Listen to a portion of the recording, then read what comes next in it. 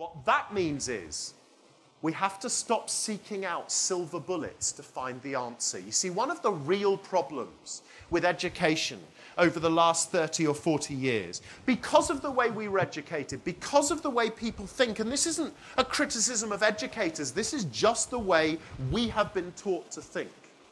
We believe that the solution lies in somebody else, that somebody else will come along and tell us what to do and how to do it.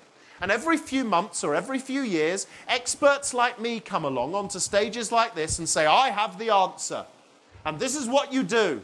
And if you buy my box set from me, all the resources you need will be here. Here's the next great idea. And think about those of you that have been in and around education, internationally, wherever, for years. I bet you could reel off now hundreds of new initiatives and clever ideas that were going to change the education system. Most contentiously, and I'll come back to this in a while, people seem to think technology is the answer to the future of education. I'll come back to this. But actually, has it really transformed education? Has it? Because so much of what we do, we take these new ideas and go, oh, that's interesting. How can I use that to support what I already do? What we don't say is, how do we use that to catalyze transformation? Interactive whiteboards, oh, they're very interesting. How do I use that to replace the board I already have? Oh, computers, they're very interesting. Does that mean we can just put textbooks on them? Do you see what I mean? We're never using these things as catalysts for transformation. What we're doing is saying, how can we take all these ideas and make them work within whatever we're already doing? And we have to move away from that. We have to move away from that. Because I think right now we're on the tipping point in education, in society, globally. And this is a really interesting challenge for the global connection you were talking about. By far, the most worrying and greatest disease that threatens the planet today is stress, by a long way. There is a dramatic rise globally in youth mental health problems, massive. There is a massive rise of people across the world suffering mental problems because of stress-related illness. Yet, too many people still see stress as a sign of weakness. I've worked with many people that have told me stress is just people should be stronger. It's a ridiculous notion. The problem is, the reason we're seeing this rise is because we were trained to deal with a world that was certain. And the problem with stress is it rises in people when they no longer feel they have control over their own lives. You see, change is fine when you choose to do something. In fact, it can be quite exciting. I'm going to go and buy a new top. I'm going to go and buy some new shoes. I'm going to go on holiday somewhere different this year. When you choose to do it, it's exciting. When you think change is happening to you, it causes huge stress because you feel you're losing control. You know, one of the greatest problems of the financial crisis with the millions of people around the world who had been in control of their own lives, who almost overnight had lost control of everything. And that's why there was an explosion in stress. I'm not going to dwell on this, but I just want to share with you 5 of the early warning symptoms of work-related stress. And I want you to think about these things through the day on 3 levels. How many of you recognize these symptoms in yourself? How many of you recognize these symptoms in a friend or a colleague? And how many of you recognize these symptoms in some of the students you teach? So I'm going to read them purely so that we can translate for those people that can't see because it's English, obviously. But I'll say them loud and slow. That way everyone will understand. Anxiety and apprehension when something new is suggested. We tend to become tense if somebody says, let's try it differently. That's an early warning sign of stress-related illness. Attention or rigidity in a new situation, particularly if it's unexpected. If something happens to you that you weren't expecting, the first instinct is to kind of lock up. To self-medicate with drugs, and I'm not talking about illegal drugs, I'm talking about self-medication through pharmacies, through legal drugs and medicines, and alcohol. A tendency to complain anytime something new happens. How many of you know people that sit there when something new happens, go, oh, I don't like this. I don't like doing it this way. Oh no, let's go back to the way we did it before. Right? Parents are good at this. I'm sure the students in the room recognize this. When you just, oh, come on, can we not do something? Oh, I don't know, we're not doing that. No, that's not a good idea at all. And finally, to focus on the negatives, not the positives of a new experience. I told you this wouldn't work. I told you this was never, I told you, this is awful.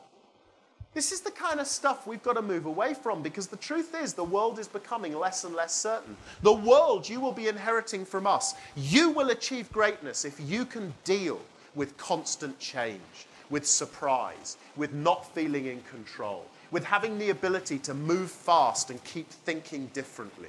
The greatest athletes on earth, that's how they behave. The minute they attain greatness, they say, right, now let's start again, because it's not going to work next time. You look at the world's greatest football teams, they won't be doing the same thing next year. Ronaldo, Messi, these guys will not be going back to training saying, let's train just the same way we did last year. They've already started thinking differently about their entire regimes. And we have to create a mindset which welcomes that. But let's take it back a stage. Because one of the problems with the education debate and the silver bullets is that we're not spending long enough revisioning what our purpose is. You see, the problem in education is we still have to meet the same outcomes. Now, I accept that. You know, the exam system still buys the keys to the kingdom. That's what buys us entry to the top universities. That's what gives us the perception of this is what will be successful. And so most of what we talk about with education, although we play around the edges of innovation and change, we always keep coming back to saying, yeah, but will it improve the outcomes? And it's a very dangerous situation. Because what we must do is we've got to take a step back. And I hope spend some of today, and when you return to your schools, some of the next few weeks and months, debating what is the purpose of education. Which brings me on to my second meeting. Now, my second meeting a couple of years ago was with a man called Eric Schmidt. Now, again, he's a name that some of you may not recognize. But Eric Schmidt is the executive chairman of Google. He is quite possibly one of the most powerful business people on earth. And I, this primary school teacher here, managed to get myself lunch with Eric Schmidt. Don't ask me how. I think I just stalked him on Facebook until he gave up. I had lunch with him in London, me and Eric. Right? Now, the thing is, I am really quite an arrogant person. So genuinely, before my meeting with Eric Schmidt, I'm thinking to myself, ooh, I hope he's not nervous about meeting me. Right? Honestly, I did. My wife nearly slapped me. Honestly, it was amazing. So I thought, well, I've got to build the conversation. I've got to bring him in because he'll be nervous, the poor man. He won't be used to meeting people like me. Right? So we're at lunch together in a restaurant in London, very nice restaurant. He's paying. This is good. He has a lot more money than I do. We're sat there, and I'm chowing into steak, right, because I'm English, and he's eating lettuce because he lives in California. Clearly he didn't look nervous, but my arrogant self was thinking, oh, he must be so nervous inside. So I think, well, we'll warm him up with a question that will bring us together. So it comes back to something I just said to you. I said to him, I said, Eric, do you ever see a time where technology will replace the teacher? Because this is a question that I've struggled with for quite some time. And his answer was immediate, unequivocal. He didn't even need to think about it. He said, no, never. And I was like, wow, because I thought if anyone was going to have the counter view to me, it would be Eric Schmidt. I said, talk me through what you've just said. He said, it's very easy, Richard. Technology is an incredible tool. It is a wonderful catalyst. It can be used for extraordinary things. But education at its heart is about the development of the human being. In order to develop the human being, you always, always will need high levels of human interaction. That will always be the core of what makes education. You know, I think sometimes it's important as educators we step away from all the systems and the structures and the curriculum and the new ideas and the skills and the definitions and what it looks like. And remember that actually, from my point of view, at its essence, education is a gloriously simple concept. It's about the development of human beings and therefore human relationships. And when the students in the room think about their favorite teachers, my guess is what makes them your favorite teacher is the way they connect with you as a person. When the educators in the room think about the greatest teachers they've worked with or the greatest teachers we had when we were students, they weren't the people that knew the most stuff. They were the people that connected us most on a human level. When I ask most people about what their favorite subjects are or were at school, most people fell in love with the teacher first and the subject second. Very few people fell in love with the subject first and the teacher second. So what we need to remember is that the future of education is the same as the past of education. In essence, it's about the development of human beings. And I worry sometimes that we've let all the silver bullets and the new ideas get in the way. And actually what we should be doing is taking the step back and say, let's remember that our business is to create human beings who are capable of not just surviving, but thriving in their future. And by the way, let's stop talking about the 21st century like it's something yet to happen. Here's a sobering thought for you. Children being born today will be living in the 22nd century. So let's stop talking about centuries as if somehow they're the challenge.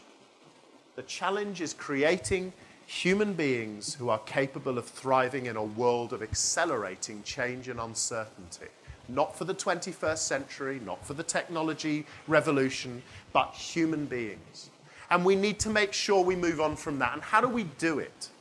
Well, again, already mentioned this morning, and I think one of the great joys of this association, one of the huge joys of international schools, is exactly what's happening here today. The opportunity to collaborate, and collaborate widely. Too much of what happens in humanity is fractured and siloed. Too many groups of people think that they are separate and unique, and that nobody has anything in common with them, be it businesses, be it socially, be it ethnicity, be it region or geography. Whatever it is, we spend so long believing that we're different and no one else has any understanding of what it is we're dealing with. The real joy and power of what's happening here today is the power of the collaboration. And that, to me, is what marks this association out so powerfully. The fact that this is a global gathering here in the room and on the internet of teachers, of adults, of students, of young people from different cultural settings, from different environments. And what we can learn from each other through a process of action research, of questioning, of sharing each other's ideas and philosophies and practices is far more powerful, to be honest with you, than sat in this room listening to somebody like me. So please make the most of today. Please make the most of sharing and collaborating. And here's a question I want to ask you, and I'll frame it through a couple of images. I want to show you this picture. This is taken from my favorite book in the world. And I would